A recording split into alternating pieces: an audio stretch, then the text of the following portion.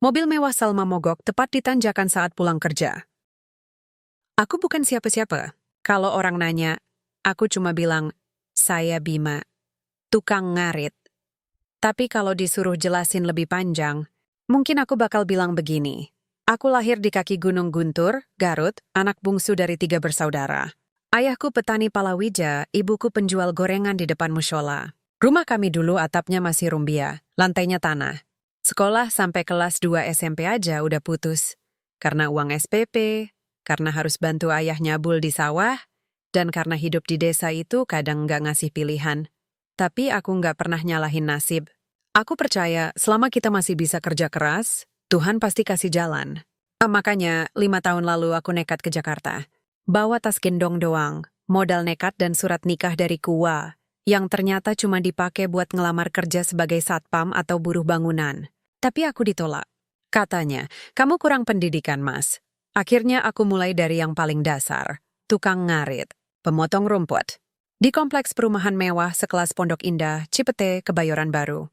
2 minggu sekali keliling dengan gerobak dorong tua, gunting tangan, cangkul, dan ember bekas cat.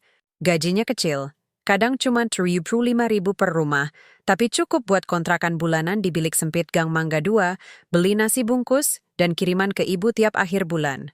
Kontrakan aku, ukurannya cuma 3-4 meter. Dinding triplek, atap asbes bocor kalau hujan. Tapi bersih. Aku rajin pel pakai deterjen murah. Ada kasur tipis, lemari kayu bekas, kipas angin rusak yang kuperbaiki sendiri pakai onderdil pasar loak, sama foto keluarga yang sudah menguning di dinding. Di pojok, ada rak bambu tempatku nyimpen buku-buku pinjaman dari perpustakaan kelurahan, novel Sohokgi, buku motivasi karier, dan ensiklopedia pertanian organik yang aku pelajari diam-diam. Aku mungkin nggak sekolah tinggi, tapi aku suka baca.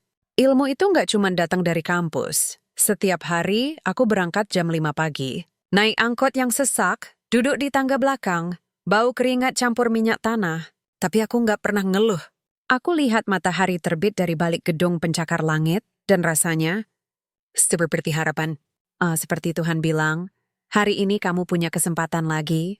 Hari ini, Rabu sore, hujan gerimis turun sejak siang, langit kelabu, jalanan licin, macet parah di Jalan Cipete Raya. Aku baru selesai kerja di rumah Mbak Rini, direktur bank swasta. Lelah banget. Badan pegel-pegel, kaos dalam basah keringat.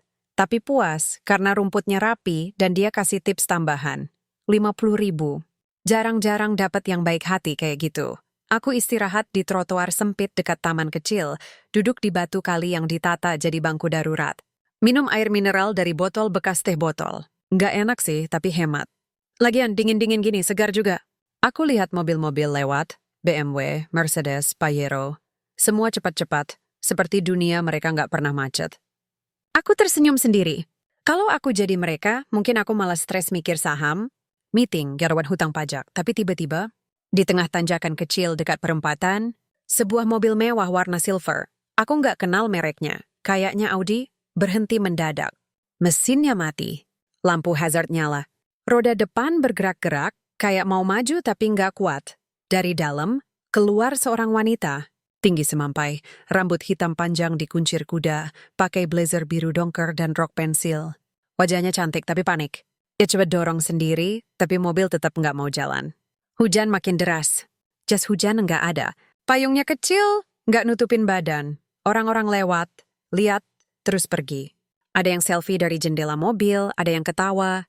Wah, CEO lagi mogok, celetuk seorang bapak naik motor. Aku nggak tega. Tanpa pikir panjang, aku bangkit, lipat jaket plastikku, dan jalan mendekat. Ibu butuh bantuan? Dia menoleh, napasnya tersengal. Matanya besar, gelisah. Mobil saya nggak mau hidup. Saya udah coba starter berkali-kali. Boleh saya cek? Tanyaku sopan, dia ragu sebentar. Aku lihat matanya menilai. Dari ujung sepatuku yang belepotan tanah, kaos compang-camping, sampai wajahku yang kusam oleh debu dan keringat, tapi kemudian ia mengangguk. Silakan, aku buka kap mesin. Bau bensin dan panas langsung menyengat. Aku nggak ahli mesin, tapi waktu di desa aku sering bantu tukang servis sepeda motor. Aku periksa kabel-kabel radiator aki. Ternyata kabel positif aki longgar. Mungkin kena getaran atau korosi. Ini aja Bu, kabel aki lepas. Saya pasang dulu, terus dorong pelan-pelan ke atas tanjakan, nanti sambil di starter. Biar momentumnya bantu mesin hidup, dia manggut-manggut, masih tegang. Oke. Oke, saya siap. Aku pasang kabelnya, kencangkan dengan obeng lipat yang selalu aku bawa. Lalu aku bilang, nanti saya dorong dari belakang. Ibu masuk mobil, rem tangan dilepas, gigi netral, terus di starter saat mobil mulai meluncur. Dia masuk. Aku posisi di belakang, pegang bumper. Hujan makin deras. Air masuk ke sepatu, tapi nggak masalah. Siap, Bu? Dorong, aku dorong sekuat tenaga. Mobil bergerak pelan, lalu makin cepat. Di atas tanjakan mesin mendengung. Brum, brum, brum. Akhirnya hidup. Aku lega, senyum lebar. Wanita itu turun lagi, wajahnya lega tapi basah kuyup. Terima kasih banyak. Anda menyelamatkan saya. Katanya tangan gemetar memeluk tas kulit mahalnya. Aku cuma geleng-geleng. Alhamdulillah, Bu, syukur bisa bantu. Ini... Dia buka dompet, tarik uang merah, 100.000. Ambil ini. Untuk honor Anda. Aku mundur selangkah. Gak usah, Bu. Saya cuma bantu. Enggak perlu bayar. Dia terkejut. Serius? Tapi ini kan pekerjaan Anda juga. Ayah saya dulu bilang, kataku pelan, kalau bisa bantu orang, jangan minta imbalan. Karena Tuhan yang akan ngasih balasannya. Mungkin bukan uang, tapi rezeki lain. Dia diam. Matanya menatapku lama. Seperti mencari sesuatu di balik wajahku yang kotor dan penuh keringat. Lalu ia tersenyum. Senyum yang aneh, campuran kagum, haru, dan sesuatu yang nggak bisa aku tebak. Nama Anda siapa? Tanyanya. Bima, Bu. Dari Garut. Bima. Ulangnya pelan, seperti mengingat-ingat. Saya Salma. Salma Ardianti. Aku mengangguk. Senang bertemu, Bu Salma. Ia ambil kartu nama dari dompetnya, tulis sesuatu di belakangnya. Ini nomor saya. Kalau suatu hari butuh bantuan, tolong hubungi saya. Atau, kalau Anda butuh pekerjaan yang lebih layak, kabari saya. Aku terima kartunya. Rasanya berat. Bukan karena kertasnya, tapi karena, entahlah. Seperti ada benang tak terlihat yang mulai terjalin antara aku dan dia. Terima kasih, Bu. Tapi saya nggak janji bakal nelpon. Dia tertawa kecil. Saya tunggu saja. Siapa tahu Tuhan punya rencana lain. Mobilnya pergi perlahan. Lampu rem merah menghilang di balik kabut hujan. Aku berdiri di trotoar, pegang kartu itu, basah oleh hujan. Angin sore menerpa wajahku. Badan capek, tapi hati, entah kenapa hangat. Aku nggak tahu waktu itu, bahwa satu pertemuan kecil di tengah hujan ini akan mengubah hidupku selamanya. Bahwa wanita bernama Salma itu bukan cuma CEO, bukan cuma janda cantik yang mobilnya mogok, tapi seseorang yang akan menguji harga diriku, menggoyahkan prasangkaku tentang dunia kaya, dan akhirnya membuatku merasa dicintai untuk pertama kalinya. Aku lipat kartu itu, masukkan ke saku celana. Dan sambil jalan pulang, aku berbisik ke langit, Ya Allah, kalau ini bagian dari rencanamu, aku siap. Asal jangan bikin aku lupa dari mana aku berasal. Hujan sudah berhenti, tapi udara masih lembab. Aku pulang ke kontrakan dengan kaos basah dan kaki becek, bau tanah dan aspal menempel di tubuh. Angkot penuh sesak seperti biasa. Penumpang duduk bertumpuk, bayi menangis, orang tua batuk-batuk. Tapi aku diam saja. Pikiranku melayang jauh. Ke wanita bernama Salma itu. Aku buka dompet kecil dari kulit sintetis yang sudah retak-retak. Di dalamnya, hanya ada KTP, SIM C palsu, yang kubeli tahun lalu buat bisa kerja di proyek, dan selembar foto ibuku yang mulai pudar. Dan sekarang ada satu lagi, kartu nama Salma Ardianti, CEO Nexoratek. Tulisan emas di atas kertas tebal warna abu-abu. Alamat kantor di SCBD, nomor telepon pribadi, email. Belakangnya dia tulis tangan. Kalau butuh bantuan, kabari saya. Salma, aku genggam kartu itu erat-erat. Rasanya aneh, seperti pegang sesuatu yang terlalu mahal buatku. Aku nggak pernah dekat dengan orang-orang kayak dia. Orang-orang yang hidupnya di lantai 30 gedung pencakar langit, sementara aku, hidupku di gang sempit yang banjir kalau hujan deras. Malam itu aku makan nasi putih sama sambal terasi. Nggak ada lauk. Sudah biasa, tapi entah kenapa rasanya hambar. Otakku terus memutar ulang wajah Salma. Cara dia bicara, caranya tersenyum, cara dia mengucapkan terima kasih seperti benar-benar merasa bersyukur. Bukan seperti kebanyakan majikan yang kasih uang sambil angkat dagu, seolah-olah kita ini pengemis. Aku tidur larut malam. Mimpi aneh. Mobil silver itu mogok lagi, tapi kali ini Salma nggak sendiri.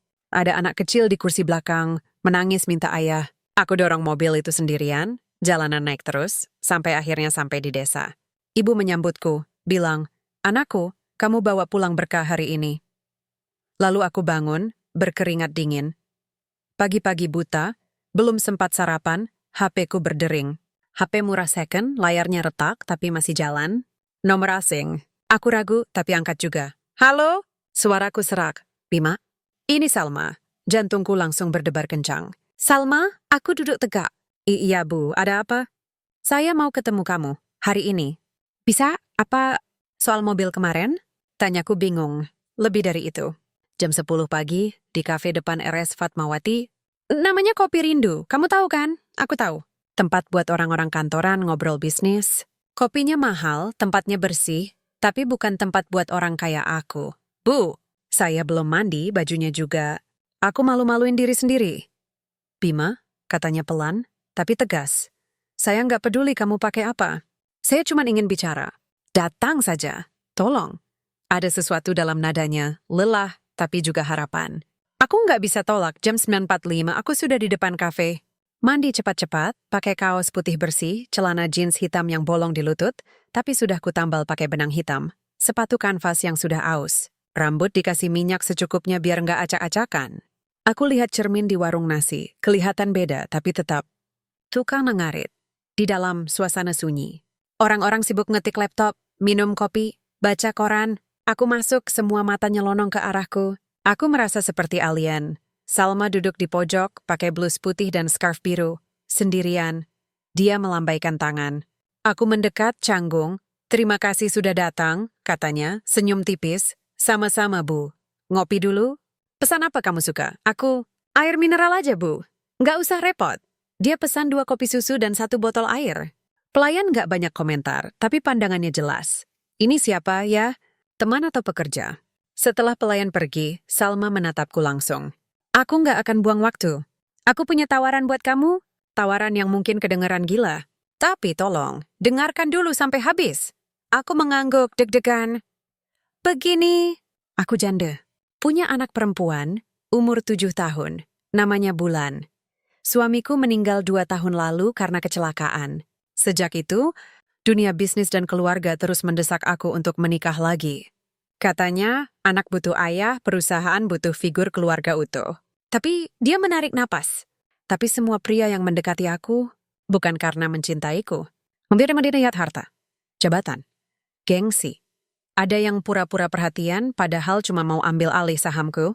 Yang lain bilang sayang, tapi begitu aku bilang nggak mau bagi kontrol perusahaan, langsung hilang. Aku diam, ngerti sedikit-sedikit.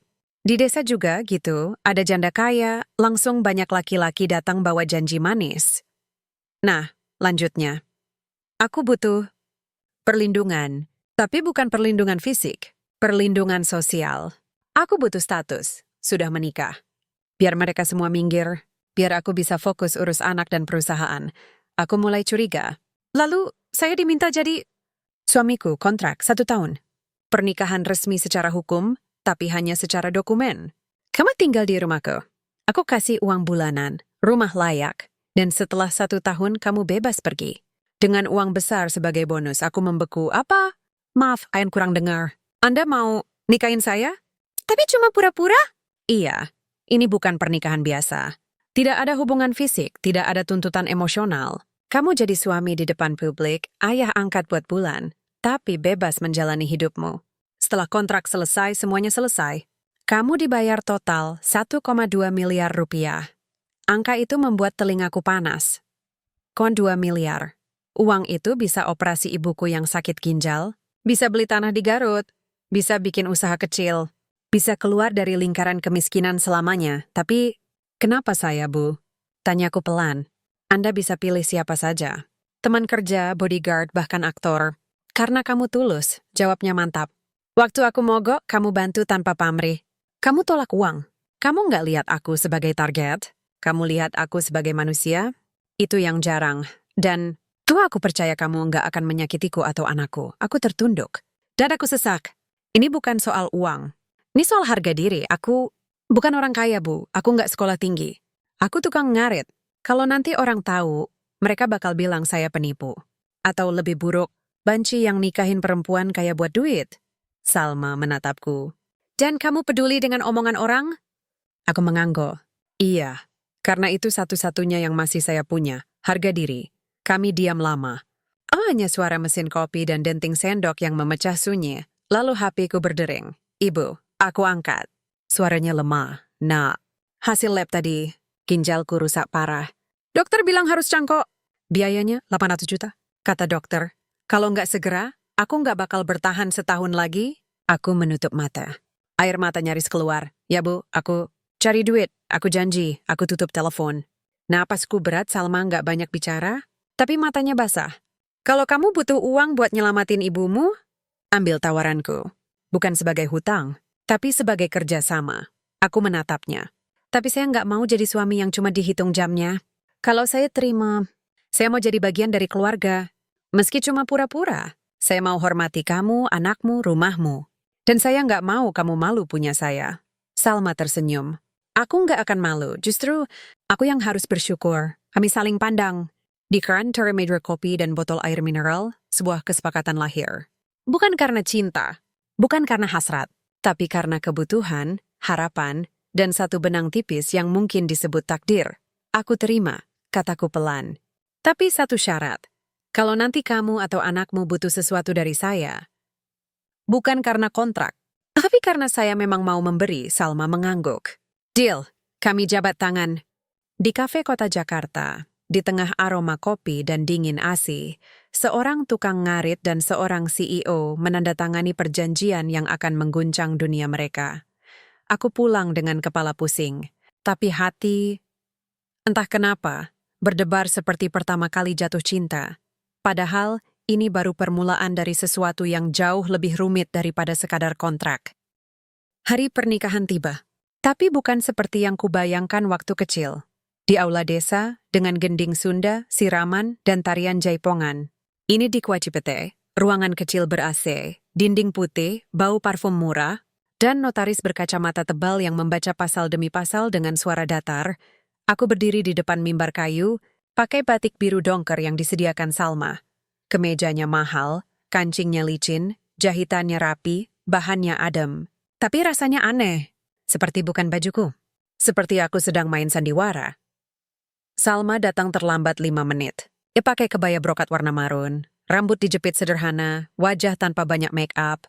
Cantik, tapi matanya gelisah. Aku tahu dia juga gugup. Kami berdiri berhadapan. Tidak pegangan tangan. Tidak keseling pandang lama-lama. Hanya anggukan formal saat penghulu bertanya, apakah saudara Bima menerima Salma sebagai istri? Ya, jawabku pelan, tapi tegas. Dan ketika pertanyaannya dibalik, Salma menjawab, ya. Suaranya gemetar. Lalu kami tanda tangani buku nikah. 2 kali, cap stempel merah. Foto resmi diambil oleh petugas dengan kamera digital usang. Senyum kami kaku, seperti 2 orang asing yang dipaksa bersatu oleh dokumen hukum. Tapi yang paling menyakitkan, kontrak perjanjian. Di ruang belakang, setelah acara selesai, notaris keluarkan 1 bundel kertas tebal. Judulnya, Perjanjian Pernikahan Kontrak 1 tahun, tanpa hak harta gono gini, tanpa hubungan intim, tanpa tuntutan emosional. Aku baca per kalimat. Setiap kata terasa seperti pisau. Pasal 4. Pihak kedua, Bima, berhak tinggal di kediaman pihak pertama, Salma Ardianti, selama durasi kontrak.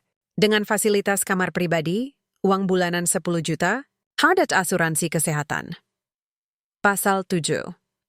Pihak kedua tidak boleh mengklaim sebagai suami sebenarnya dalam lingkaran sosial atau media. Status perkawinan hanya digunakan untuk keperluan publik dan perlindungan sosial pihak pertama. Pasal 12.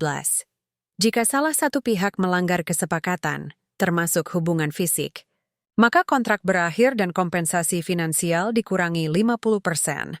Aku tanda tangani itu dengan tangan dingin. Rasanya seperti menjual diri. Bukan karena uangnya, tapi karena harga diriku dipotong per pasal. Salma melihatku. Maaf, ini memang terasa kering, tapi ini satu-satunya cara agar semuanya jelas. Aku mengangguk. Saya ngerti. Ini bisnis, bukan cinta. Dia tak bicara lagi, tapi matanya berkaca-kaca. Malam itu aku ikut dia pulang ke rumahnya. Rumah yang ternyata lebih mirip villa. 2 lantai, pagar besi elektrik, taman luas dengan lampu taman otomatis, kolam ikan koi. Ada satpam, ada asisten rumah tangga, ada koki. Semua menyapaku dengan hormat, tapi sorot mata mereka penuh pertanyaan. Ini Pak Bima, kata Salma kepada staf. Suami saya. Aku ingin kabur. Ingin bilang, enggak, saya cuma bayaran. Tapi aku diam. Aku ingat ibuku. Aku ingat janjiku. Kamarku ada di lantai 2, ujung lorong. Besar. AC, tempat tidur empuk, lemari kayu jati, TV layar datar. Lebih besar dari kontrakan dan warung nasi tempatku makan tiap hari digabung jadi satu. Tapi aku nggak bisa tidur. Pukul 2 pagi, aku turun ke dapur ambil air. Lampu remang. Dan di ruang keluarga, kulihat Salma duduk sendiri di sofa, memeluk bantal, menatap foto di genggamannya. Aku ragu mendekat. Tapi akhirnya ku ketuk pintu pelan. Dia menoleh, kaget, lalu tersenyum pahit. Kamu belum tidur? Aku haus, kataku. Tapi, kamu kenapa? Dia diam. Lalu tunjukkan fotonya. Dia, seorang pria tampan dan seorang anak kecil, Bulan, berdiri di depan villa pantai. Mereka tertawa. Suamiku, katanya pelan. Farhan, waktu itu liburan di Bali. Sebelum dia pergi, aku duduk di ujung sofa lain. Kenapa dia pergi? Kecelakaan mobil. Hujan deras, jalan licin. Dia menyetir sendiri malam-malam. Setelah dia bertengkar hebat. Tentang apa? Tentang masa depan. Aku mau fokus di perusahaan. Dia mau aku pensiun jadi ibu rumah tangga. Kami nggak sepakat.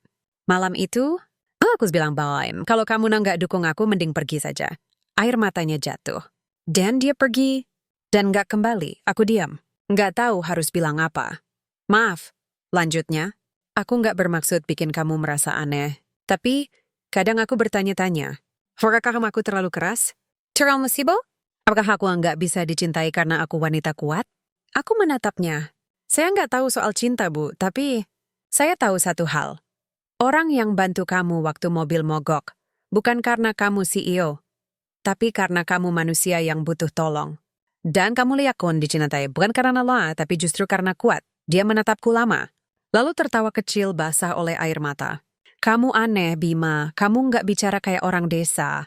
Ayah saya bilang, bijak itu bukan soal sekolah, tapi soal pernah merasakan lapar, sakit, dan kehilangan. Kami duduk dalam sunyi, tapi kali ini sunyi yang nyaman. Besoknya dunia meledak. Salma posting foto pernikahan di Instagram. Captionnya singkat. Dengan segala kerendahan hati, saya umumkan bahwa saya telah menikah. Semua langkah ini membawa berkah bagi semua. Foto kami berdua di KUA. Aku tampak kaku. Dia tersenyum formal. Tapi netizen langsung heboh. CEO Nexora nikahin siapa? Itu kan tukang kebun. Waduh, kasihan banget lihat mukanya masnya, kayak dipaksa. Janda kaya cari simpanan? Oh, ini strategi marketing. Tapi lihat deh senyum suaminya. Kayak tulus. Beda sama mantan-mantan dia yang sok cool. Media online langsung ambil judul sensasional. Dari tukang ngarit jadi suami CEO. Kisah nyata atau drama? Nikah kontrak termahal di Indonesia. 1,2 miliar untuk 1 tahun cinta palsu. Aku nggak buka HP seharian. Takut. Tapi Salma tenang. Biarkan mereka bicara. Yang penting kita tahu maksud kita. Namun, dampaknya mulai terasa. Di pasar dekat rumah, penjual sayur menegurku. Wah, Bima! Sekarang jadi artis ya? Katanya nikahin bos besar. Aku cuma senyum kaku. Iya mbak, doain aja. Tapi ada juga yang sinis. Tukang ojek langganan bilang, lo jangan sombong ya. Lo cuma bayaran. Kita semua tahu lo nggak bakal lama di situ. Aku diam. Tapi malam itu, aku tulis di buku catatan kecilku. Hari ini aku jadi suami. Tapi belum tentu dianggap manusia. Yang membuat hatiku sedikit hangat adalah Bulan. Anak itu baru pulang sekolah, pakai seragam SD, rambut dikuncir 2. Awalnya dia takut sama aku, menjauh. Tapi saat dia lihat aku benerin ayunan yang rusak di taman belakang, dia mendekat. Pak Bima, bisa bikin layang-layang enggak? Aku tersenyum. Bisa. Dari bambu dan kertas bekas. Kami duduk di halaman, potong-potong kertas, anyam bambu tipis. Aku ajari dia cara membuat layang-layang tradisional Garut. Dia tertawa riang saat layang-layangnya terbang. Pak Bima, kamu beda dari papa-papa lain yang datang ke rumah, katanya polos. Kamu nggak pamer mobil, kamu malah bawa gunting rumput. Aku tertawa. Iya, karena itu pekerjaanku. Tapi mama bilang kamu suaminya sekarang. Berarti kamu ayahku juga? Aku terdiam. Pandanganku mencari Salma yang berdiri di ambang pintu. Matanya berkaca-kaca, aku menunduk. Kalau kamu mau, aku bisa jadi ayah angkat. Tapi yang penting, kamu tetap punya ayah di surga. Aku cuma teman yang bantu jagain kamu. Dia peluk aku tiba-tiba, erat, hangat. Dan untuk pertama kalinya sejak pernikahan ini dimulai, aku merasa ada, merasa berguna. Bukan hanya sebagai alat, tapi sebagai bagian dari sesuatu yang lebih besar. Malam itu, sebelum tidur, aku telepon ibu. Bu, kontraknya udah mulai. Tapi, aku janji, uangnya buat operasi ibu. Aku nggak akan lupa dari mana aku berasal. Ibu menangis. Syukur Alhamdulillah. Nak, doa ibu setiap malam buat kamu. Jaga hati, jaga iman.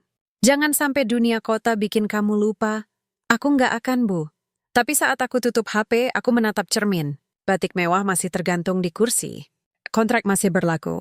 Dan hatiku mulai terbiaya, karena meski ini hanya pura-pura, aku sudah mulai merasa sesuatu yang sangat nyata. Dan aku tahu, ini baru awal dari ujian yang jauh lebih berat. Hari-hari berjalan pelan tapi penuh getaran, seperti hidup di rumah yang indah. Tapi setiap langkah terasa diawasi, oleh dinding-dinding mewah, oleh tatapan staf, dan oleh suara-suara dalam kepalaku sendiri yang terus bertanya, apa kamu layak di sini? Awalnya aku seperti tamu yang salah masuk. Duduk di sofa empuk tapi nggak enak. Makan di meja makan panjang dengan peralatan perak. Tapi tangan gemetar pegang garpu. Minum jus alpukat dari gelas kristal, tapi rasanya hambar. Karena pikiranku terlalu sibuk mencerna betapa jauhnya dunia ini dari tempatku berasal. Tapi Salma, dia nggak pernah memperlakukanku seperti orang asing. Setiap pagi dia ucapkan selamat pagi dengan senyum kecil. Kadang bawa kopi untukku. Kamu suka manis atau pahit? Pahit aja, Bu, jawabku.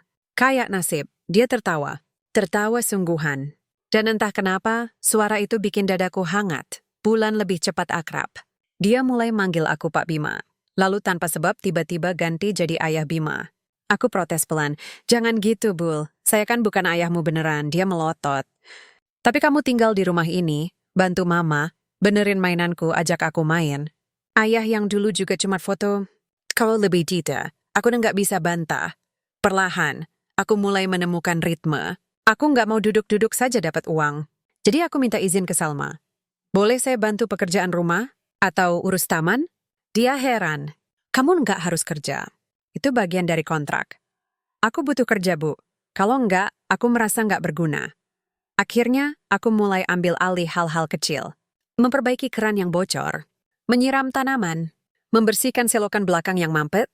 Satu hari, aku lihat tanah kosong di pojok taman. Langsung kupikir, sayur. Aku beli bibit sawi, kangkung, tomat, dan cabai dari pasar tradisional. Pakai ember bekas dan pot murah, ku buat sistem irigasi tetes dari botol plastik. Dalam 2 minggu, taman belakang berubah jadi kebun mini, hijau. Hidup bulan heboh. Wah, kita bisa panen sendiri. Salma datang sore itu membawa laptop. Lihat kebunku, matanya melebar. Kamu serius bikin pertanian organik di tengah Jakarta? Ayah saya bilang, tanah itu ibu kehidupan. Asal dirawat pasti ngasih hasil. Dia duduk di kursi bambu yang kubeli dari pasar loak. Kamu aneh, Bima. Orang-orang di lingkungan aku kalau punya taman cuma buat pajangan. Rumput sintetis, lampu LED, patung mahal. Tapi kamu malah bikin sawah. Biar ada yang bisa dimakan. Nggak cuma dipandang, dia tersenyum. Lama. Kadang aku lupa, hidup itu bukan soal kelihatan bagus. Tapi soal bermanfaat. Malam itu kami makan malam dengan menu sayur dari kebunku. Masakan Mbak Yati, asisten rumah tangga, pakai kangkung dan tomat hasil panen. Rasanya luar biasa. Bukan karena lezat, tapi karena aku ikut membuatnya. Ini hasil kerja Ayah Bima. Kata bulan riang Salma menatapku. Terima kasih. 2 kata itu, terima kasih, terasa lebih berharga dari uang bulanan. Tapi nggak semua menyambutku baik. Mbak Yati, si asisten, awalnya sopan. Tapi lama-lama mulai sinis. Suatu pagi aku lihat dia bisik-bisik sama satpam. Mas Bima tuh cuma bayaran. Bayangin CEO nikahin tukang kebun. Malu-maluin aja. Satpam ketawa. Iya, kayak sinetron. Besok-besok minta saham. Aku diam. Tapi hati perih. Aku nggak marah. Aku tahu mereka cuma ngomong karena nggak mengerti. Tapi tetap sakit. Esok harinya, saat aku lagi bersihin kolam ikan, Mbak Yati lewat, bawa ember cucian. Mas, tolong angkat ini ke lantai atas, berat. Aku bantu. Tapi begitu aku letakkan, dia bilang keras. Entar kalau kamu pegang barang mahal rusak, kamu nggak bakal sanggup ganti. Aku cuma mengangguk. Iya mbak, saya hati-hati. Tapi malam itu aku curhat ke Salma. Bu, saya nggak minta dihormati. Tapi tolong, jangan dibikin merasa seperti sampah. Dia langsung tegang. Siapa yang ngomong gitu? Aku dengar sendiri, tapi saya nggak mau ribut. Cuman, kadang susah jadi orang dari luar. Salma diam. Esok paginya dipanggil semua staf. Di ruang makan. Saya mau klarifikasi, katanya tegas. Pak Bima adalah suami saya secara hukum dan sosial. Dia bukan pembantu, bukan bayaran. Dia anggota keluarga. Siapapun yang tidak bisa menghormatinya, silakan ajukan pengunduran diri mulai hari ini. Sunyi dan Mbak Yati wajahnya pucat. Tapi nggak ada yang mundur. Sejak itu sikap mereka berubah, tidak sepenuh hati, tapi setidaknya sopan. Yang paling menyentuh hatiku adalah saat Salma sakit. Malam hujan deras. Petir menyambar-nyambar. Listrik padam. Aku baru selesai menyiram kebun, mau mandi, tiba-tiba dengar batuk dari kamarnya. Aku ketuk pintu. Bu Salma, apa kabar? Suara lemah. Bisa tolong ambilkan obat di lemari kamar mandi? Aku demam. Aku masuk. Dia berbaring, wajah merah, badan menggigil. Termometer menunjukkan 300 mm. Aku buru-buru ambil paracetamol, air hangat, kompres, tapi aku tahu kompres doang enggak cukup. Aku ingat cara ibuku turunkan demam, pijat kaki pakai minyak kayu putih, lalu tutup badan dengan selimut tipis. Boleh saya pijat kakinya, Bu? Biar cepat turun panasnya. Dia ragu sebentar, tapi akhirnya mengangguk. Aku duduk di tepi kasur, lepas sandalnya, oleskan minyak kayu putih yang kubawa dari Garut. Wanginya tajam, khas desa. Mulai pijat perlahan, dari tumit naik ke betis. Dia mendesah. Enak, kok kamu bisa? Ayah saya sering sakit. Ibu ajari saya. Kami nggak bicara banyak. Hanya suara hujan dan napasnya yang pelan. Lampu senter HP menyala redup. Wajahnya terlihat lelah tapi tenang. Setelah 1 jam, panasnya turun. Aku bantu dia minum teh jahe yang kubikin di dapur.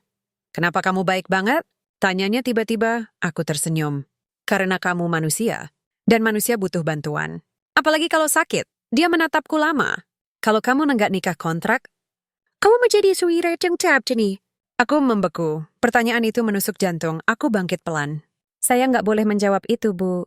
Karena nanti saya bakal terlalu sayang sama kamu. Dan kalau sudah terlalu sayang, susah buat pergi. Aku pamit. Tutup pintu pelan.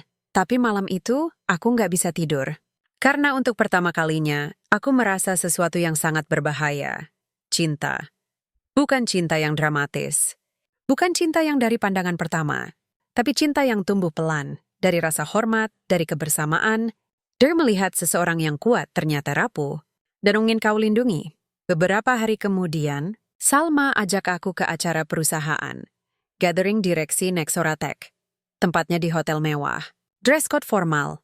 Aku pakai jas hitam sewaan, dasi yang dikasih Salma, sepatu kulit licin yang bikin kakiku berkeringat. Rasanya seperti dipaksa jadi orang lain.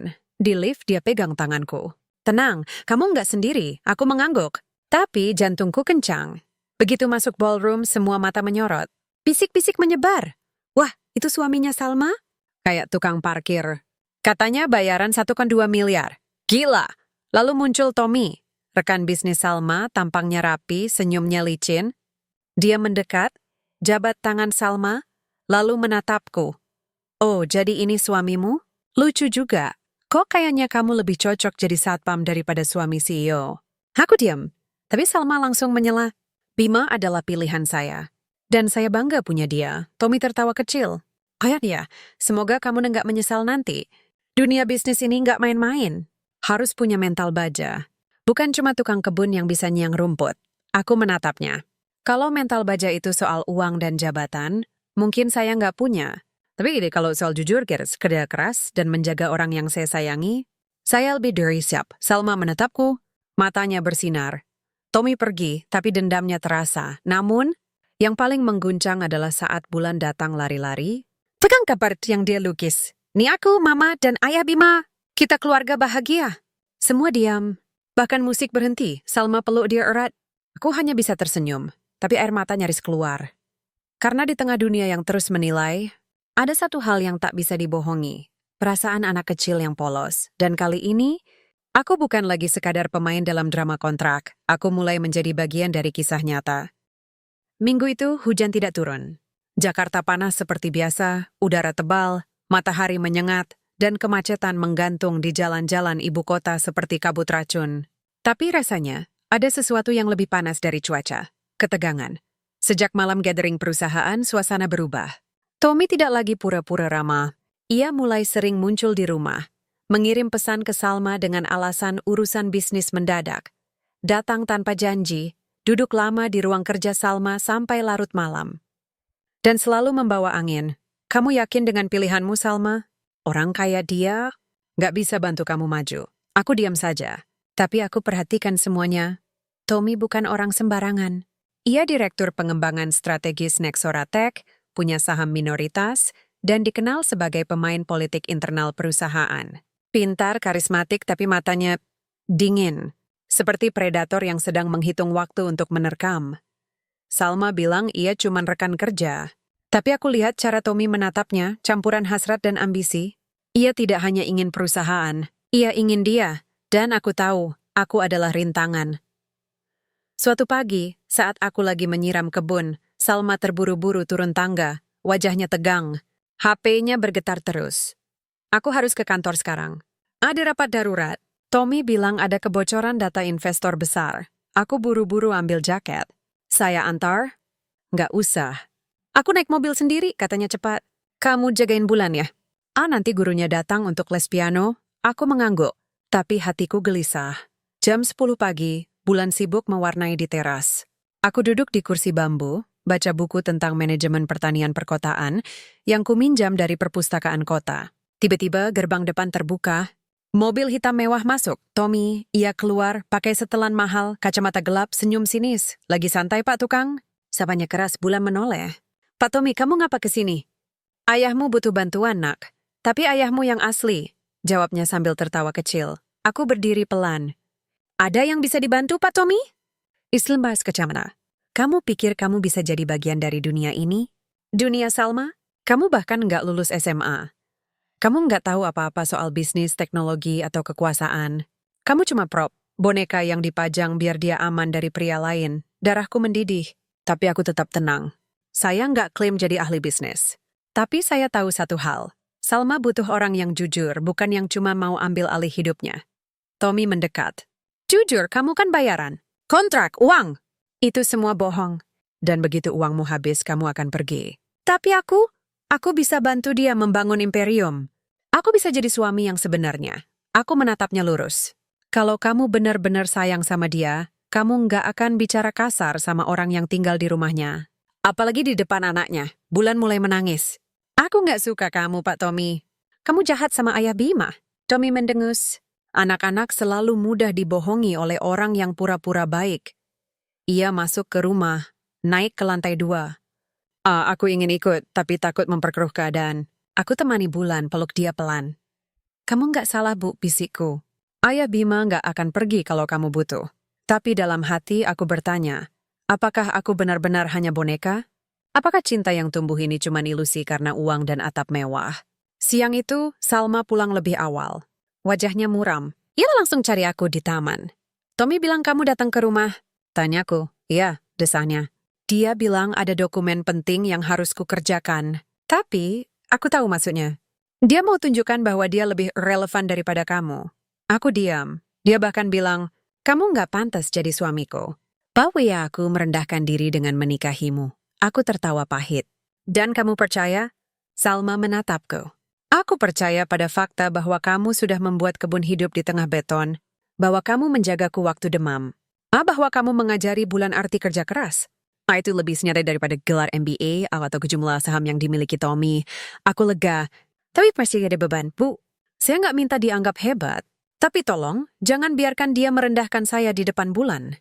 Karena bagi dia, saya sudah jadi ayah. Salma menunduk. Maaf, aku akan bicara keras sama Tommy. Dia harus tahu batas. Tapi Tommy tidak berhenti. Beberapa hari kemudian Salma dapat surat resmi dari Dewan Direksi. Isinya, karena status pernikahannya yang kontroversial dan dikhawatirkan memengaruhi citra perusahaan, ia diminta hadir dalam evaluasi kepemimpinan khusus. Acara itu diketuai oleh Tommy. Aku baca salinannya. Rasanya seperti tendangan di perut. Ini nggak fair, kataku. Mereka nggak evaluasi CEO, tapi wanita yang menikah di luar ekspektasi mereka. Salma gemetar. Aku tahu, ini konspirasi. Tommy sudah lobi beberapa direksi minoritas. Mereka khawatir aku terlalu emosional, terlalu tidak stabil karena menikah dengan orang dari latar belakang rendah. Aku marah. Tapi kali ini bukan marah karena direndahkan. Marah karena mereka ingin menyakiti dia. Boleh saya baca semua dokumen perusahaan? Tanyaku tiba-tiba, Salma heran. Kenapa? Saya mau tahu siapa saja yang diajak Tommy bersekongkol. Dan saya main cari kabar ada celah hukum atau finansial yang bisa digunakan melawan dia. Tapi kamu nih nggak paham istilah bisnis. Ayah saya nggak paham teknologi, tapi dia tahu mana tanah yang subur dan mana yang tercemar. Saya mungkin nggak paham istilah merger atau divestasi, tapi saya tahu mana orang yang jujur dan mana yang licik. Dan Tommy, dia licik. Salma akhirnya kasih aku akses ke folder digital dengan password. Aku baca semalam suntuh, PDF berjam-jam, laporan keuangan, daftar pemegang saham, email internal, dan aku temukan sesuatu. Tommy ternyata pernah pinjam uang besar dari koperasi perusahaan R3 miliar dengan agunan sahamnya. Tapi kini, saham itu sudah hampir habis digadaikan ke pihak ketiga. Sebuah firma investasi abal-abal yang tercatat di luar negeri. Artinya, ia sedang membangun blok saham secara ilegal untuk ambil alih kendali Nexora. Aku cetak bukti-buktinya. Semua transaksi mencurigakan, email yang dihapus tapi masih bisa dilacak, rekaman rapat yang disimpan di cloud pribadi Salma. Besoknya, aku serahkan ke Salma. Ini bukan cuma soal saya direndahkan, kataku. Ini soal masa depan perusahaanmu. Kalau Tommy berhasil, dia bisa pecat kamu. Atau lebih buruk, runtuhkan semua yang sudah kamu bangun. Salma membaca dengan mata melebar. Kamu, bagaimana kamu bisa temukan ini? Aku nggak pintar, tapi aku tekun. Dan aku peduli. Ia menatapku lama. Lalu pelan-pelan ia pegang tanganku. Terima kasih, Bima. Kamu bukan hanya suami kontrak. Kamu penyelamatku. Malam itu rapat darurat direksi digelar. Aku tidak hadir, tapi Salma membawa semua bukti. Ia tampil kuat, dingin, profesional. Di akhir rapat, Tommy dipanggil ke depan. Di hadapan semua direksi, Salma ungkap pelanggaran etika dan potensi korupsi. Tommy membela diri. Menyalahkan sistem. Menuduh Salma dikendalikan suami bayarannya. Tapi bukti tidak bisa dibantah. Akhirnya, Tommy diberhentikan sementara dari jabatannya, dan harus menjalani audit independen. Usai rapat, Salma telepon aku. Dia ditahan. Audit akan berlangsung 3 bulan. Jika terbukti bersalah, dia dipecat dan dilaporkan ke OJK. Aku lega. Syukurlah. Tapi Salma berkata pelan. Tapi kamu tahu? Meski dia salah, banyak orang di luar sana yang masih sepikiran dengannya. Ini bahwa aku terlalu tinggi untukmu. Bahwa pernikahan kita tidak mungkin. Aku diam. Angin malam berhembus lembut dari jendela terbuka. Saya nggak peduli apa yang mereka pikir, jawabku. Yang penting kamu tahu siapa saya. Dan saya tahu siapa kamu. Tapi bagaimana kalau nanti kontrak selesai? Aku nggak bisa lepaskan kamu. Pertanyaan itu menggantung di udara, aku tidak menjawab. Karena aku tahu jawabannya sudah tumbuh di hatiku sejak lama. Hanya saja, aku belum siap mengatakannya. Karena cinta yang tumbuh dari kontrak, bukan cinta yang bisa dihitung waktunya. Cinta itu datang tanpa izin. Dan ketika timah bayar tidak peduli pada pasal atau tanggal berakhir. Hari ulang tahun bulan tiba. 7 tahun. Kami merayakannya di rumah, bukan di restoran mewah atau taman bermain, tapi di halaman belakang, dengan dekorasi kertas warna-warni yang kami buat bersama, balon nasi, dan kebun sayur yang jadi latar belakang alami. Aku yang mengusulkan. Kalau kita bikin pesta kecil di sini, Bull lebih dekat sama alam, dan lebih seru. Salma setuju. Bahkan ikut potong kertas, tiup balon, dan bantu aku pasang layang-layang dari bambu sebagai hiasan. Bulan sangat bahagia. Ini pesta terbaik seumur hidupku. Ada ayah Bima, mama, teman-teman sekolah, dan tanamanku. Anak-anak bermain petak umpet di antara tomat dan sawi. Aku panggang sosis di atas tungku darurat. Salma masak nasi goreng spesial. Musik dangdut koplo dari speaker murah membuat suasana riuh. Untuk pertama kalinya aku merasa lengkap. Seperti inilah seharusnya keluarga. sederhana, hangat, dan penuh tawa. Tapi ketenangan itu pecah saat mobil sport merah menyala meluncur pelan masuk gerbang, tanpa izin, tanpa dikunci satpam, pintu terbuka. Seorang pria keluar, tinggi, rambut rapi, jaket kulit hitam, senyum sombong. Wajahnya familiar. Aku pernah lihat di foto yang ditinggalkan Salma di meja kerja, Farhan. Mantan suaminya, darahku langsung dingin. Bulan berhenti tertawa, matanya membesar. "Papa?" Salma membeku. Wajahnya pucat. Tidak mungkin, dia nggak mungkin datang. Farhan melangkah maju, membawa kotak hadiah besar dari toko branded ternama. Ia tersenyum lebar, pandangannya menyapu semua tamu, terutama aku. "Selamat ulang tahun, putriku tersayang," katanya dengan suara berat penuh drama. Ia jongkok, peluk Bulan erat. "Maaf papa baru datang, tapi papa bawa sesuatu istimewa buat kamu." Bulan ragu-ragu, tapi anak-anak lain bersorak. "Wah, mobil papa Bulan keren banget." Aku diam, tapi hatiku bergolak. Ini bukan kedatangan biasa. Ini invasi. Salma mendekat. "Farhan, kamu nggak diundang. Apa yang kamu mau?" Ia berdiri, masih memegang kotak hadiah. "Aku datang untuk anakku, dan untukmu." Matanya menatapku. "Siapa? Ini? Teman kerjamu? Atau si tukang ngarit yang katanya jadi suamimu?" Suara semua orang sunyi. Aku tidak mundur. "Saya Bima, suami Salma." Farhan tertawa keras. "Suami?" Ia menoleh ke tamu-tamu. "Kalian dengar ini? CEO Nexora nikahin tukang kebun? Ini bukan pernikahan, ini lelucon. Atau iklan viral." Beberapa tamu tertawa canggung. Anak-anak menatapku dengan mata penuh pertanyaan. Bulan mulai menangis. "Jangan macam-macam sama ayah Bima. Dia baik. Dia yang ajarin aku bikin layang-layang." Farhan mendekat padaku, suara rendah. "Dengar mas, kamu cuma bayaran. Kamu nggak punya hak apa-apa di sini. Begitu kontrak selesai, kamu akan pergi seperti sampah." Dan Salma? Dia milikku. Dulu, sekarang, dan selamanya. Aku yang membangun citranya. Aku yang mengenalkannya ke dunia elite. Aku yang bisa kasih dia kehidupan yang pantas. Aku menatapnya lurus. Kalau kamu benar-benar mencintainya, kamu nggak akan bicara seperti penjahat sinetron. Kamu akan hormati pilihannya, bukan datang buat pamer uang dan merendahkan orang lain. "Orang lain?" Farhan tertawa sinis. "Kamu bahkan bukan level orang lain. Kamu level 0. Aku tidak marah. Aku hanya sedih. Karena di tengah pesta anak kecil, ada dua pria saling mengukur harga diri dengan cara yang paling murahan. Merendahkan. Tanpa banyak kata, aku ambil topi jerami yang selalu kupakai saat kerja di kebun, angkat tas kecilku, dan berjalan pergi. "Pak Bima!" teriak Bulan. "Jangan pergi, jangan tinggalin aku." Aku menoleh. Matanya basah. Hatiku remuk. "Aku cuma butuh udara segar, Bu. Nanti aku balik, janji." Aku keluar lewat pintu samping, duduk di trotoar gang sempit di luar pagar.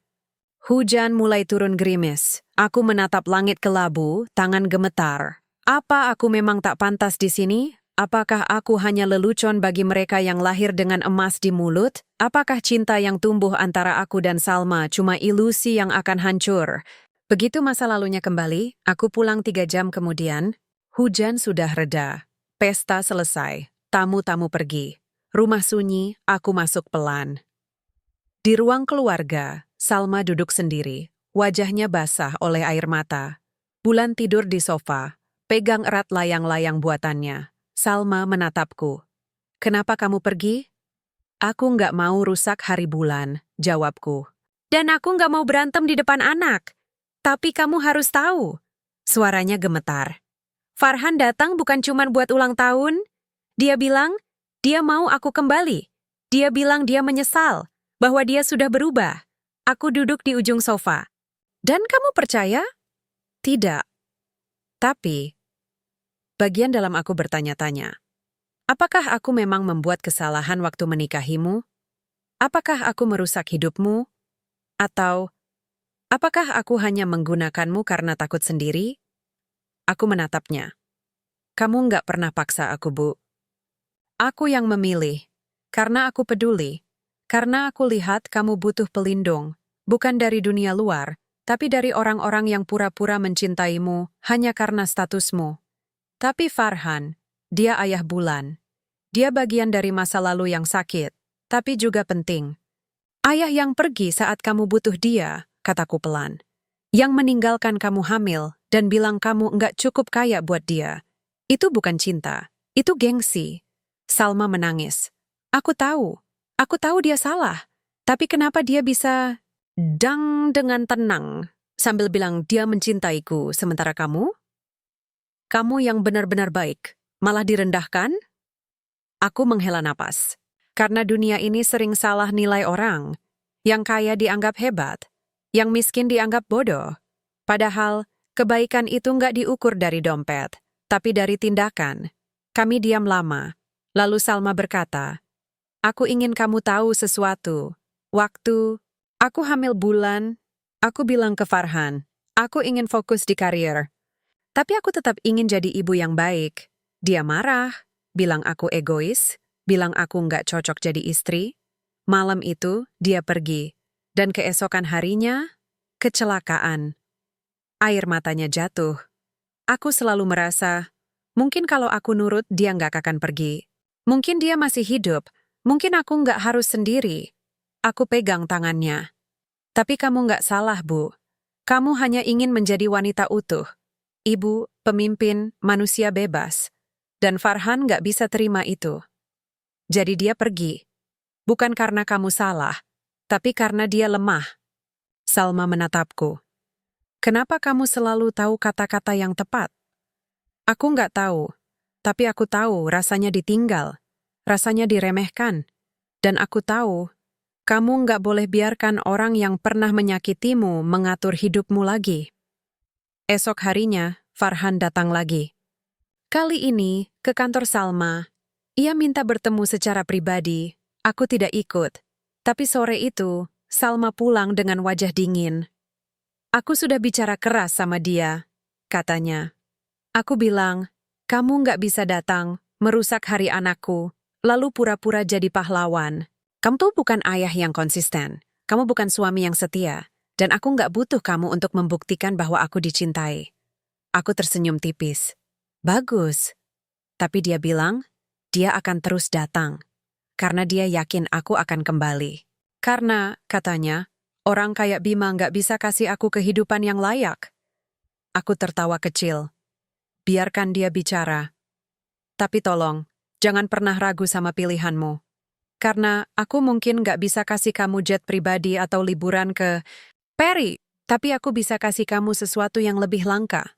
Ketenangan, kejujuran, dan cinta yang enggak minta imbalan. Salma menatapku lama. Lalu, perlahan, ia meraih tanganku. Kadang aku takut bahwa aku mulai terlalu sayang sama kamu. Aku menarik napas. Saya juga, Bu. Saya juga.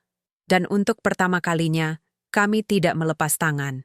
Di tengah rumah yang dulu terasa asing, di antara bayang-bayang masa lalu yang kembali mengintai, sebuah kebenaran mulai mengeras. Cinta bukan soal siapa yang lebih kaya, lebih terpelajar, atau lebih berkuasa. Cinta adalah ketika seseorang memilihmu, meski dunia bilang kamu tidak layak. Dan aku, seorang tukang ngarit dari Garut, akhirnya percaya, aku layak dicintai, meski oleh seorang CEO, meski oleh seorang janda, meski oleh seorang anak kecil yang memanggilku ayah. Kontrak tinggal 3 bulan. Angka itu menggantung di kepala saya seperti lonceng yang tiap detiknya berdentang pelan, perlahan, tapi pasti. 3 bulan lagi, saya harus pergi. Kembali ke kontrakan sempit, kembali ke kerja ngarit, kembali ke hidup yang dulunya terasa normal, tapi sekarang terasa seperti mimpi buruk yang menunggu saya pulang. Saya mulai menyiapkan diri. Pagi-pagi buta, saya catat semua barang pribadi. Buku pinjaman, baju lusin, foto ibu, botol minyak kayu putih dari Garut. Saya lipat rapi, masukkan ke dalam tas gendong usang yang dulu jadi satu-satunya teman saat pertama kali ke Jakarta. Rasanya aneh, seperti mempersiapkan pemakaman untuk hidup yang belum selesai.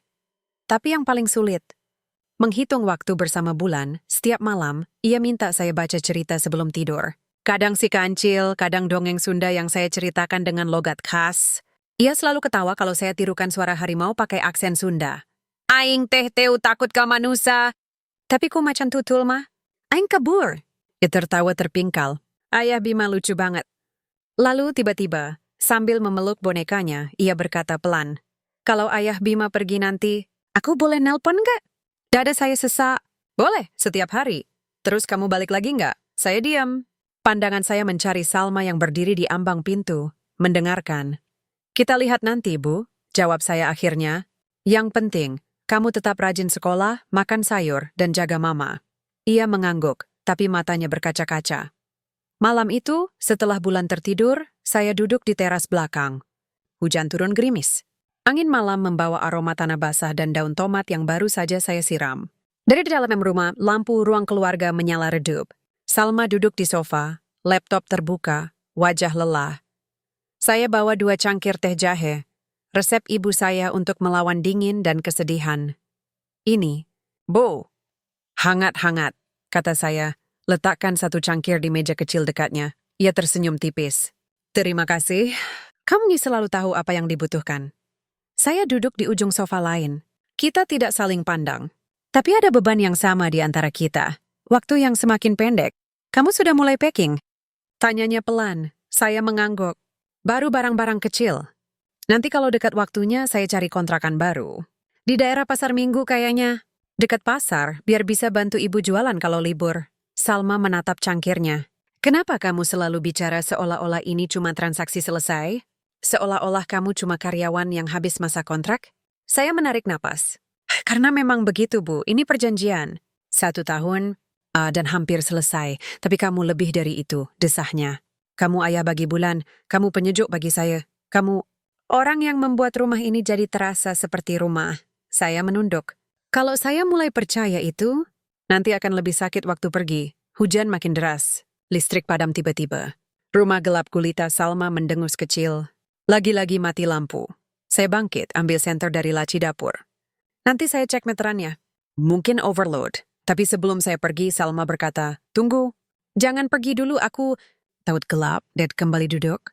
Senter saya arahkan ke langit-langit. Cahayanya temaram, membentuk lingkaran kecil di plafon. Dulu, waktu kecil, saya takut gelap juga, kata saya. Ibu bilang gelap itu teman. Karena disitulah Tuhan bicara paling jujur. Salma tersenyum. Apa dia bicara sama kamu malam ini? Mungkin. Tapi saya belum berani dengar. Kami diam. Hanya suara hujan dan detik jam dinding yang terdengar. Lalu, dari kamar bulan, terdengar suara tangisan. Saya langsung bangkit. Masuk ke kamar, lampu senter menyala. Bulan duduk di kasurnya, wajah basah air mata. Aku mimpi Papa Farhan marah-marah. Terus Ayah Bima pergi naik angkot. Aku ngejar tapi nggak nyampe. Saya duduk di sampingnya, elus rambutnya. Itu cuma mimpi, Bu. Ayah Bima masih di sini. Janji nggak pergi? Saya menatap Salma yang berdiri di pintu, matanya berkaca-kaca. Janji, bisik saya. Untuk malam ini, saya temani dia sampai tertidur. Kembali ke ruang keluarga. Salma masih di situ. Kamu dengar dia bilang apa? Tanya saya. Iya, jawabnya pelan. Dan aku sadar. Aku juga takut kehilangan kamu. Dada saya bergetar. Tapi saya menahan diri. Jangan bilang begitu, Bu. Kita sudah sepakat. Ini hanya kontrak. Tapi hati nggak ikut kontrak, Bima, katanya, suaranya serak. Aku mulai merasa, kalau kamu bukan bayaran. Tapi bagian dari semudiku saya menatapnya. Cahaya senter menyinari wajahnya. Cantik, lelah, rapuh. Kalau saya mulai percaya kamu mencintaiku, bisik saya, aku nggak akan bisa pergi. Dan itu salah. Karena kamu layak punya suami yang benar-benar resmi, yang punya gelar, yang selevel denganmu. Bukan tukang ngarit yang cuma lewat. Kamu pikir cinta itu soal level? Tanyanya tajam. Aku punya CEO, direktur pengusaha kaya yang mau nikahi aku. Tapi kenapa aku pilih kamu? Karena kamu satu-satunya yang melihatku, bukan posisiku. Kamu satu-satunya yang datang waktu aku mogok, tanpa pamrih. Dan kamu satu-satunya yang membuat anakku merasa aman. Air matanya jatuh. Saya ingin memeluknya, ingin menghapus air matanya dengan jempol. Ingin mencium keningnya dan berbisik, aku cinta kamu. Tapi saya diam, karena saya tahu, jika batas itu runtuh malam ini, maka kontrak ini bukan lagi perjanjian bisnis. Ini akan jadi cinta yang nyata. Dan cinta yang nyata tidak bisa diputus oleh tanggal berakhir. Beberapa hari kemudian, Salma mengajak saya ke sebuah restoran Jepang di Senopati. Tempatnya mewah, suasana tenang, pelayan berpakaian rapi. Saya pakai kemeja batik yang disetrika rapi oleh Mbak Yati, yang kini sudah mulai menghormati saya meski masih kaku. "Ada acara apa, Bu?" tanya saya. "Cuma makan malam," katanya. "Sebagai teman, kami pesan sushi, sake hangat, dan salad rumput laut. Obrolan ringan. Tentang cuaca, tentang perkembangan kebun, tentang rencana bulan ikut lomba mewarnai. Tapi di tengah makan, seorang pria datang mendekat. Farhan. Kali ini, tidak sendiri. Ia ditemani dua teman prianya, berjas hitam, senyum sinis, tangan memegang gelas wine. "Salma," katanya keras. Cukup agar beberapa tamu lain mendengar. "Senang ketemu kamu." "Lagi makan dengan siapa?" "Suami bayaranmu?" Salma berdiri tegak. "Farhan pergi. Atau saya panggil satpam." Tapi Farhan tidak mundur. Ia menatap saya. "Masih nggak percaya kamu bisa duduk di restoran kayak gini? Harusnya kamu di warung tenda makan nasi bungkus. Bukan di sini pura-pura jadi orang kelas atas. Saya tetap duduk, tenang." "Saya nggak pura-pura, Pak," jawab saya pelan. "Saya cuma makan malam sama orang yang saya hormati." "Hormati? Kamu kan dibayar. Uangmu bahkan dari dompetku dulu. Aku yang bangun karir Salma. Aku yang kasih dia segalanya. Tapi kamu ninggalin dia waktu dia butuh," kata saya masih tenang. "Dan saya di sini. Setiap hari, menyiram tanaman, menjaga anaknya, menemani dia waktu sakit. Itu bukan karena dibayar, tapi karena saya peduli." Farhan tertawa keras. "Peduli? Kamu pikir dengan main tukang kebun dan ngomong bijak ala desa, kamu bisa jadi pahlawan? Kamu cuma proyek sedih buat dia. Begitu bosan, kamu akan dibuang." Salma hampir meledak. "Cukup. Kamu nggak punya hak bicara seperti itu. Apalagi di depan umum." Tapi saya pegang tangannya. "Biarkan. Biar dia bicara. Karena orang yang insecure pasti butuh pamer." Saya bangkit, ambil jaket. "Ayo pulang, Bu. Makanannya enak tapi udaranya sudah tidak sehat. Kami pergi."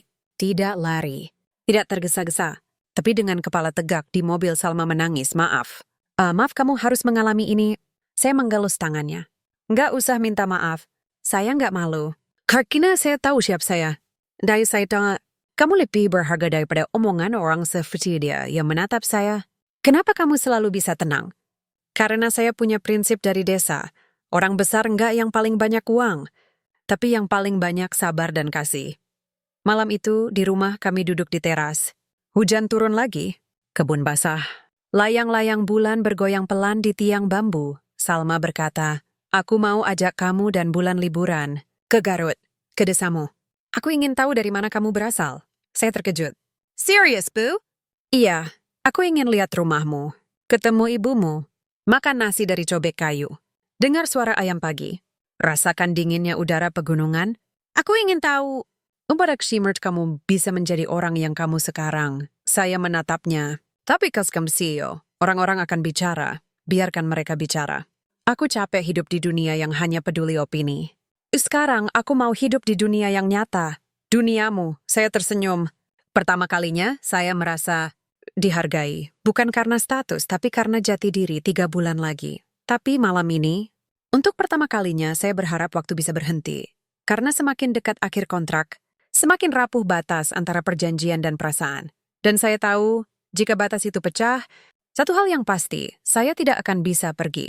Meskipun itu artinya melanggar kontrak, meskipun itu artinya melawan dunia. Karena cinta yang tumbuh dari ketulusan tidak bisa dikembalikan dengan uang. Kami berangkat pagi buta.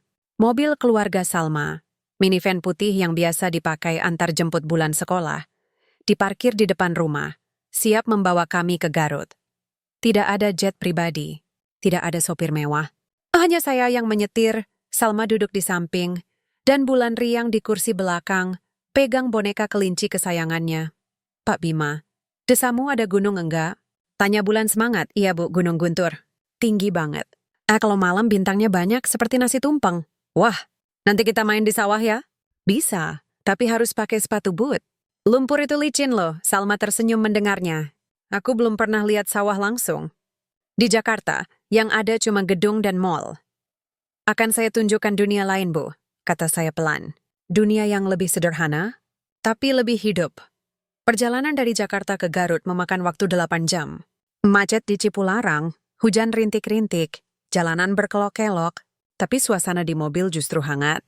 Kami dengarkan lagu Sunda dari playlist HP saya, Sarinanda, Es Lilin, Tohelipan, dan Bulan ikut nyanyi, meski nggak ngerti artinya. Salma diam-diam merekam. Ini buat kenangan, katanya. Supaya aku nggak lupa bagaimana rasanya pergi jauh tanpa meeting dan email. Tepat tengah hari, kami tiba di perempatan Desa Cilawu. Udara langsung berubah, dingin, segar, bau tanah basah dan daun pisang.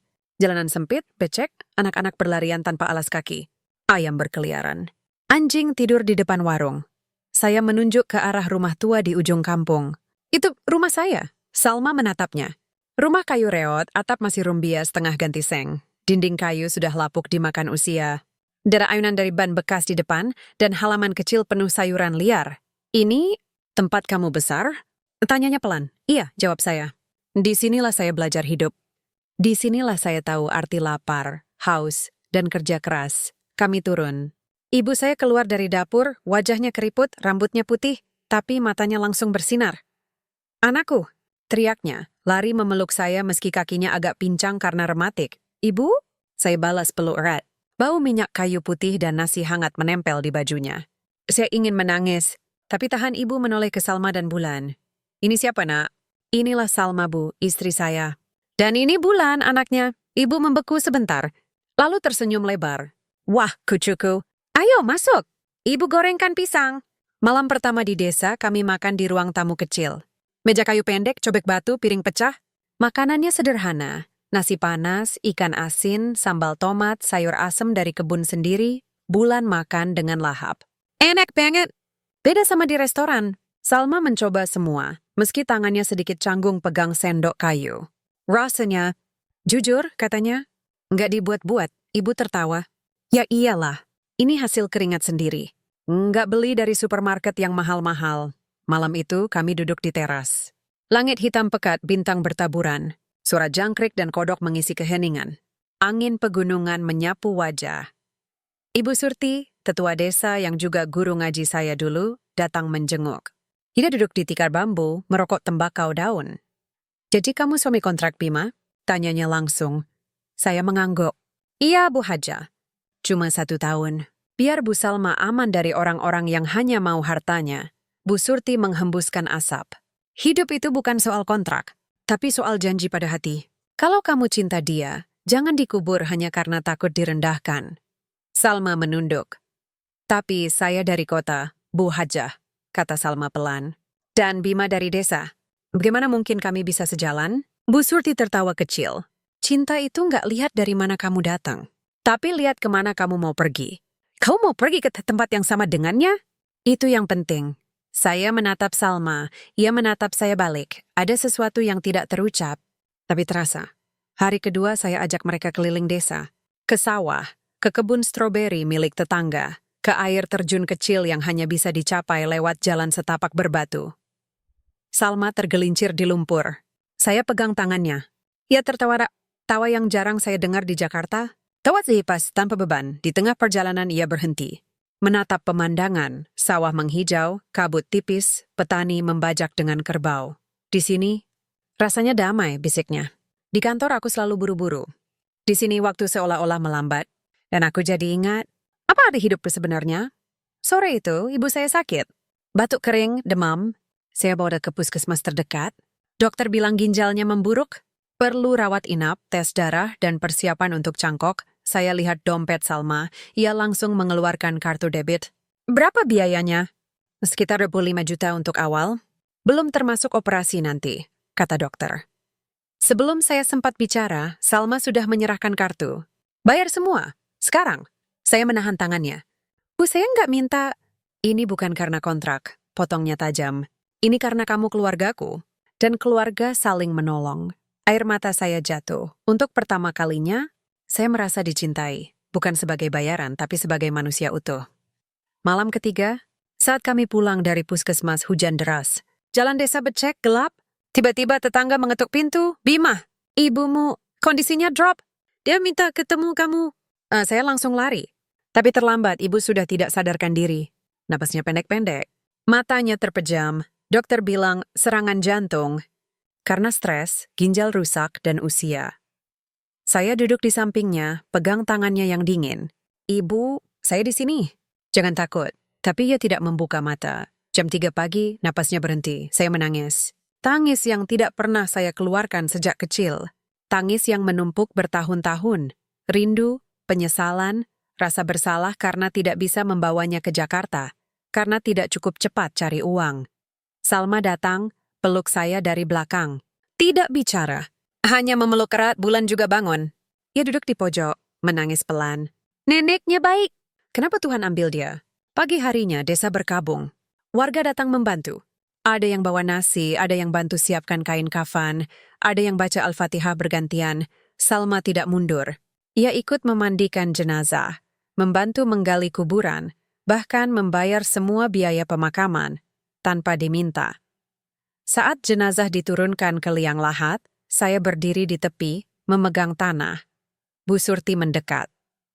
Bima, anakku, ibumu meninggal dengan tenang.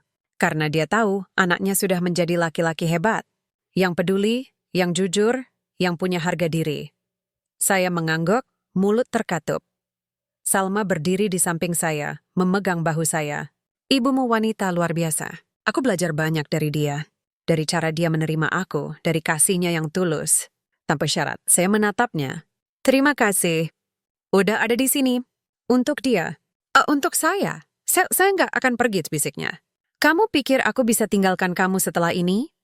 Malam itu, di rumah duka, saya duduk sendiri di teras. Hujan reda. Bintang kembali muncul. Salma datang bawa teh jahe. Kenapa kamu begitu baik sama saya? Tanya saya pelan. Padahal kamu dari dunia yang sangat berbeda.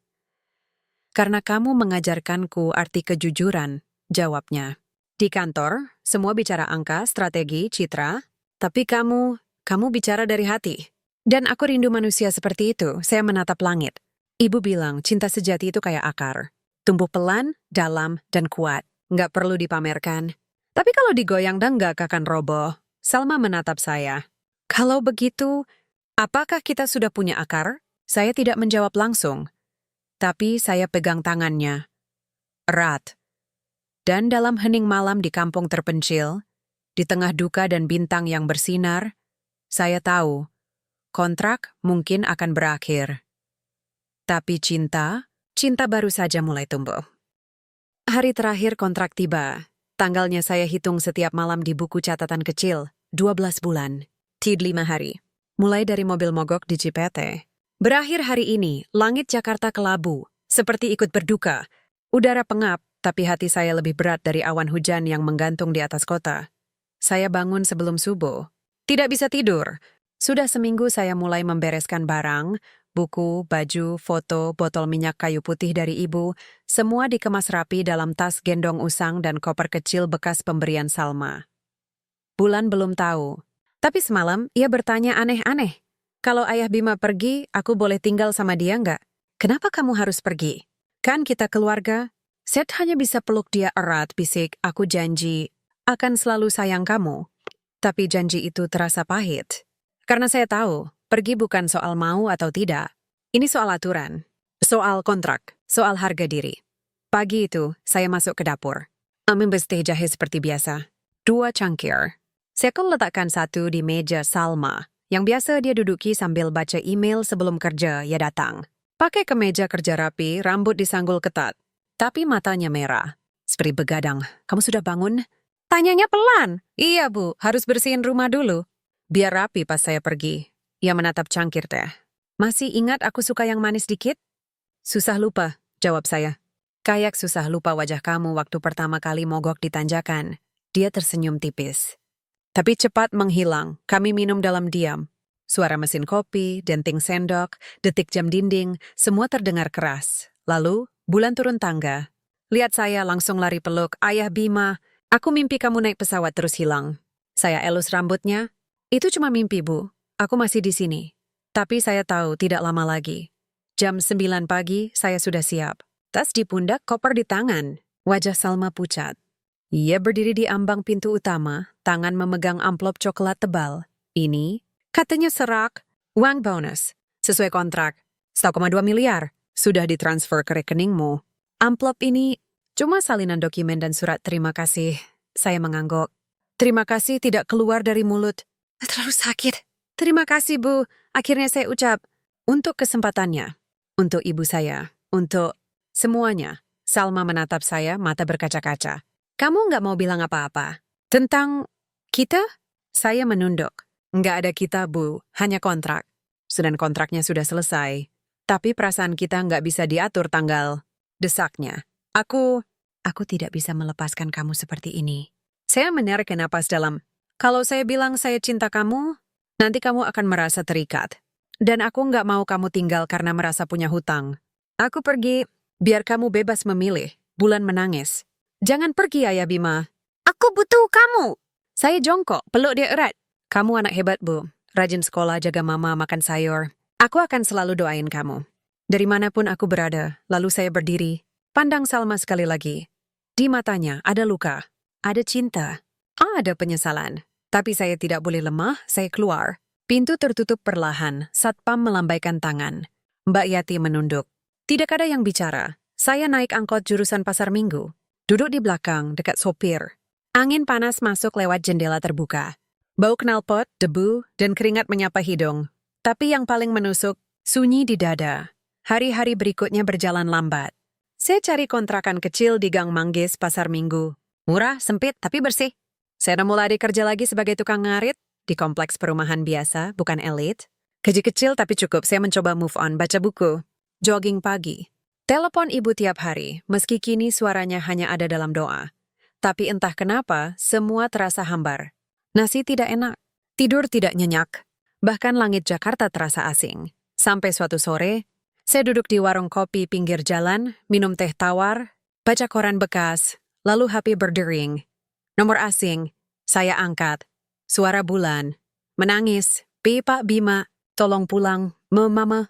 Dia sedih banget. Tommy mau ambil alih perusahaan. Saya membeku. Apa? Pelan-pelan, Bu. Tommy bilang kalau Mama nggak mau jadi istrinya, dia akan pecat Mama dari Nexora. Dia udah kumpulin saham. Dan dia rekam Mama marah-marah waktu rapat. Terus disebar ke media. Katanya Mama nggak stabil. Darah saya mendidih. Di mana Mama sekarang? Di rumah, nangis. Dia bilang nggak kuat lagi. Saya tutup telepon. Bayar teh.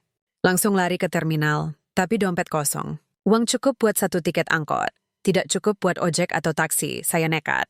Naik angkot ke Blok M, ganti angkot ke Fatmawati. Tapi di tengah jalan, hujan deras. Banjir.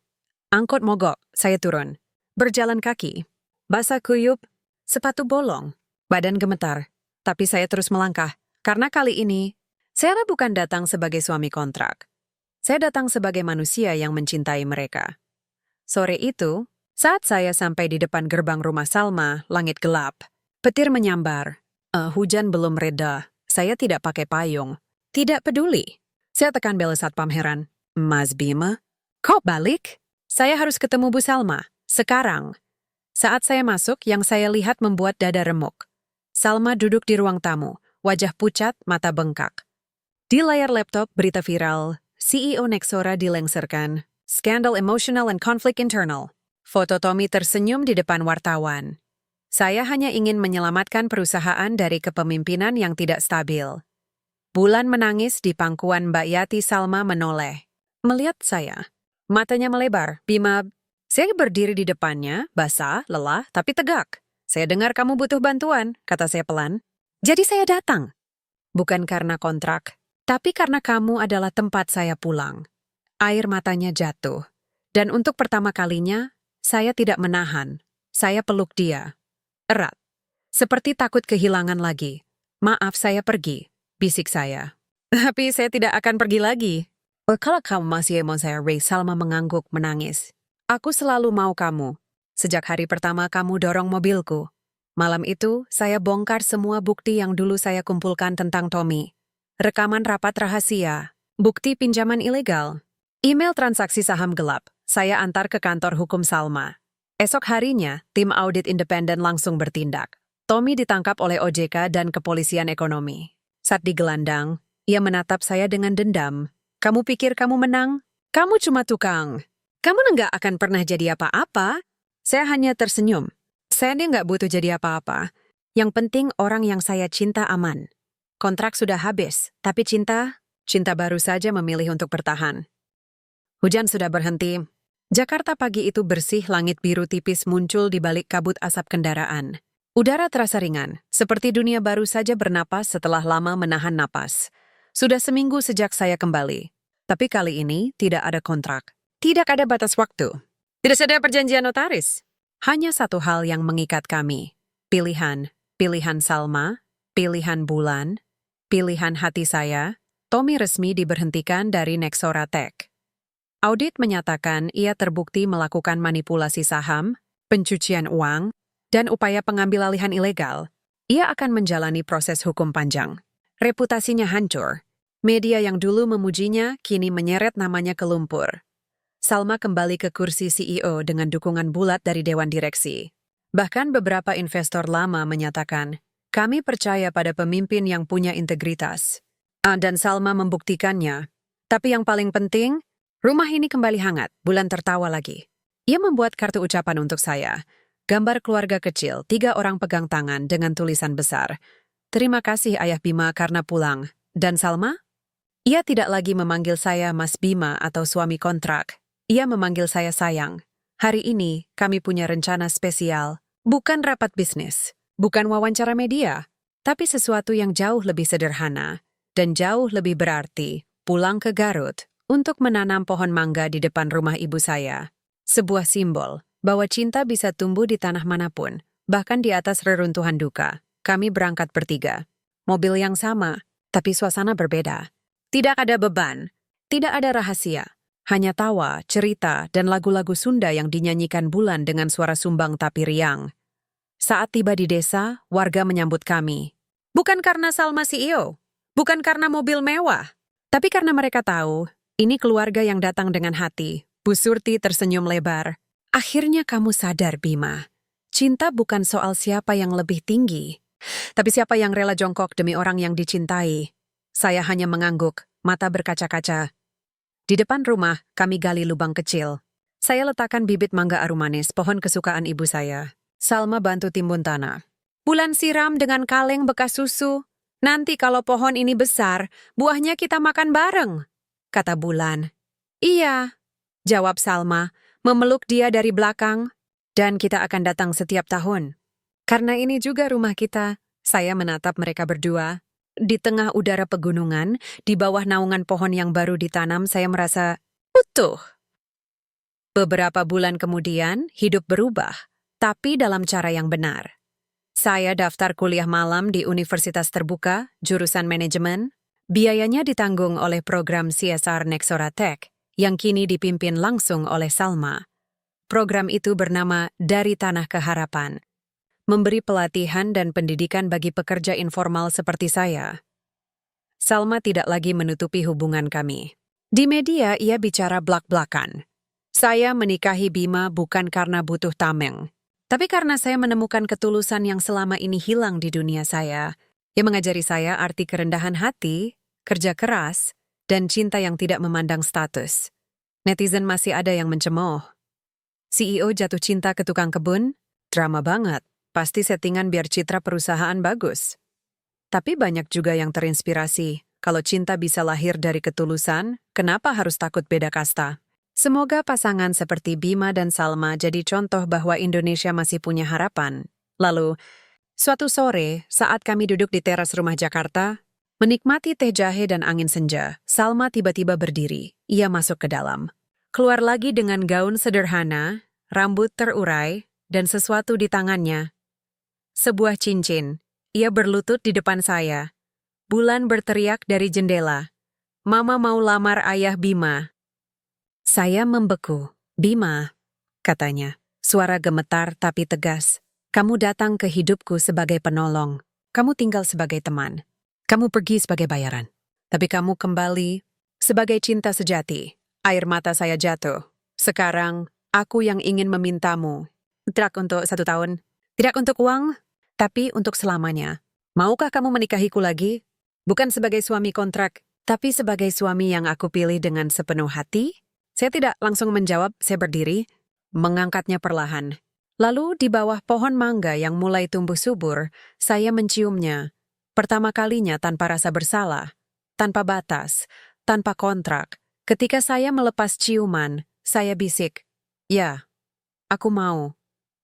Dari dulu sampai mati, bulan berlari memeluk kami, tertawa, menangis, seperti dunia akhirnya sempurna. Setahun kemudian, aku sih menikah lagi. Resmi, sederhana. Di halaman rumah ibu saya di Garut tidak ada jet pribadi, tidak ada selebriti. Hanya warga desa, keluarga Bu Surti yang membacakan doa, ada pembawa piadi yang menangis di barisan belakang. Undangannya dicetak sendiri, di kertas daur ulang dengan tulisan tangan. Dari tukang ngarit dan CEO, untuk cinta yang tumbuh dari ketulusan. Saya pakai beskap hitam sederhana.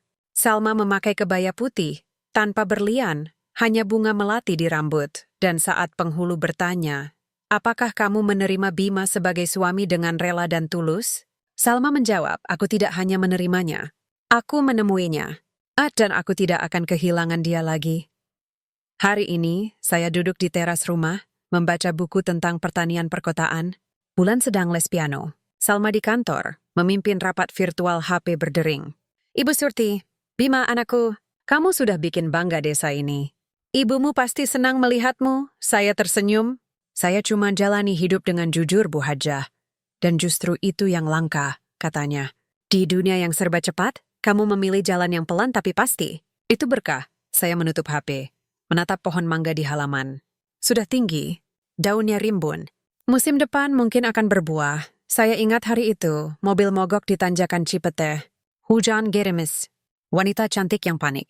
Dan saya, tukang ngarit, yang dorong mobilnya tanpa minta imbalan. Siapa sangka, dari satu tindakan kecil, Tuhan merajut takdir yang begitu besar? Saya bukan lagi sekadar Bima, tukang ngarit. Saya Bima, suami, ayah.